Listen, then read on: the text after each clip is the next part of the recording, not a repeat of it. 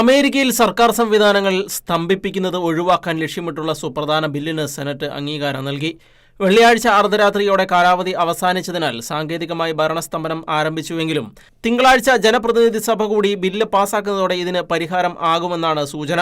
White ഹൌസും പ്രതിപക്ഷവും തമ്മിൽ നടത്തിയ ചർച്ചകൾക്കൊടുവിലാണ് ഭൂരിഭാഗം സർക്കാർ വകുപ്പുകൾക്കും സെപ്റ്റംബർ വരെ പ്രവർത്തിക്കാനുള്ള പണം അനുവദിക്കാൻ ധാരണയായത്. മിനിയാപോളിസിൽ നടന്ന പ്രതിഷേധങ്ങൾക്കിടെ 2 പേർ വെടിയേറ്റ് മരിച്ചതിനെ തുടർന്ന് കുടിയേറ്റ നിയമങ്ങളുമായി ബന്ധപ്പെട്ടുണ്ടായ തർക്കങ്ങളാണ് ഈ പ്രതിസന്ധിക്ക് കാരണമായത്. ഇതേ തുടർന്ന് ആഭ്യന്തര സുരക്ഷാ വകുപ്പിനുള്ള ഫണ്ട് വെറും 2 ആഴ്ചത്തേക്ക് മാത്രമാണ് ഇപ്പോൾ അനുവദിച്ചിരിക്കുന്നത്. നിയമങ്ങളിൽ മാറ്റം വരുത്താൻ ഈ സമയം ഉപയോഗിക്കാനാണ് രാഷ്ട്രീയ പാർട്ടികളുടെ തീരുമാനം. രണ്ടാമതൊരു ഭരണസ്തംഭനം ഒഴിവാക്കാൻ പ്രസിഡന്റ് ഡൊണാൾഡ് ട്രംപും ഈ നീക്കത്തിന് പിന്തുണ നൽകിയിട്ടുണ്ട്. ഭരണസ്തംഭനം നീണ്ടുപോയാൽ പ്രതിരോധം, വിദ്യാഭ്യാസം, ഗതാഗതം തുടങ്ങിയ പ്രധാനമായ വകുപ്പുകളെ അത് സാരമായി ബാധിക്കുമായിരുന്നു. എന്നാൽ തിങ്കളാഴ്ച സഭ ചേരുന്നതോടെ സ്തംഭനം വേഗത്തിൽ അവസാനിക്കും എന്നത് ജനങ്ങൾക്ക് ആശ്വാസമാണ്. വരും ദിവസങ്ങളിൽ കുടിയേറ്റ വിഷയങ്ങളിൽ കൂടുതൽ ചർച്ചകൾ നടക്കാനിരിക്കെ രാജ്യത്തിന്റെ സാമ്പത്തിക ഭദ്രത ഉറപ്പാക്കാനാണ് എല്ലാ നേതാക്കളും ഇപ്പോൾ മുൻഗണന നൽകുന്നത്.